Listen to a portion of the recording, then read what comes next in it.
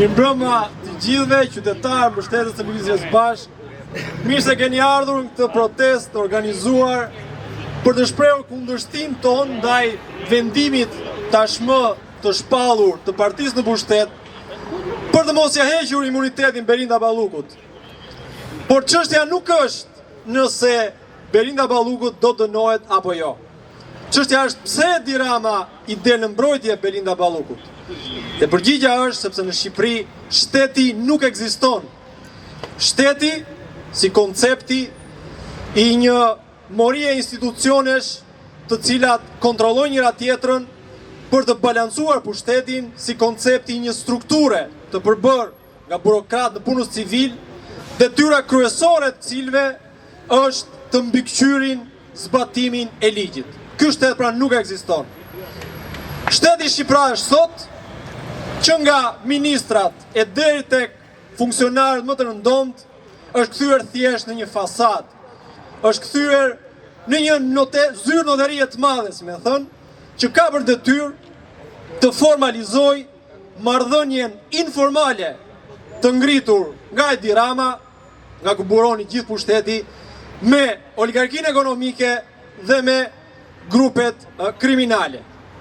Prandaj Edi Rama detyrohet që t'i dalë në mbrojtje Belinda Ballukut, sepse që kjo strukturë të funksionojë, kjo që quhet shtet, kjo ngrehim të funksionojë, duhet që të ekzistojë siguria se njerëz të nivelit lartë, të Belinda Ballukut nuk preken dot nga drejtësia. Po prap, çështja nuk është a do dënohet apo jo Belinda Balluku. Çështja është nëse qytetarë shqiptar do vazhdojnë të durojnë, të jetojnë në hyjçmin e kësaj ngrehine të projektuar dhe të ngritur tashmë nga Edi Rama prej 4 mandatesh.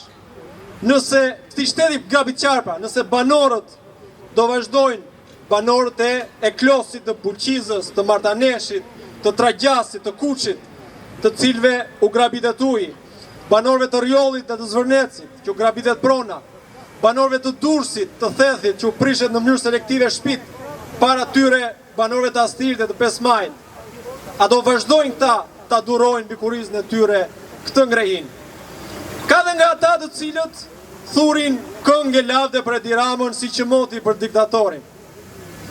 Dhe që këngë valle në përca skena surreale që të bëjnë dhe me ndorë sikur gjithë jetojmë në një makth kolektiv nga i cili nuk zgjohemi dot. Në një makth i cili kur zgjohemi e të hapim syt për të parë se si e kemi katandisur vendin ton, vetëm atëherë ta që janë ramistët më të thekur do kthehen në anti-ramist. Por ç'vlerë do ketë atëherë kur vendi do ta kenë braktisur trinjt. Këngë valle, kostume popullore daulle që tha fare mirë ai qytetari që u desht kalon dhe i parit e ajo rruga e shembur, tha këtyre përpara u çajnë rrugët se sa t'u çajnë daullet. Ato rrugët që ndërton Belinda Balluku dhe që sa bie shiu i parë, shkrihen si dishin akullore. Por çështja edhe një herë nuk është a do dënohet apo jo Belinda Balluku. Çështja është se vendi ka hyrë në një krizë të vërtet institucionale për shkak të përplasjes së hapur tashmë mes pushtetit ekzekutiv dhe pushtetit gjyqësor. Çështja është nëse kjo krizë institucionale do të komprometoj perspektivën e Shqipërisë për të integruar në Bashkimin Evropian. Me fjalë tjera, nëse evropianëve do t'u mjaftoj emergjenca gjeopolitike në të cilën ndodhet kontinenti për të na integruar dhe neve, apo nëse me të drejtë do ta vendosin Edi Ramën përpara përgjegjësisë për faktin që është duke e minuar sistemin e drejtësisë që është investimi më i rëndësishëm dhe më serioz që kanë kryer ndërkombëtarët në Shqipëri. Po populli, anën e kujt do të mbaj populli? A do vazhdoj populli shqiptar të ngelet spektator i ngjarjeve që kryen në kurrizë të tij dhe që i vuan po ai? Apo do kthehet në një aktor aktiv që të marrë në dorë fatet e veta? Kjo është çështja. Pra kuptoni që çështja mbi imunitetin e Belinda Ballukut është si një nyje ndërlidhëse e gjithë këtyre dilemave që parashtrova dhe përcakton qartazi momentin në të cilin Edi Rama i ka shpallur hapur një sfidë sistemit drejtësisë, ndërkombëtarëve dhe mbar popullit shqiptar.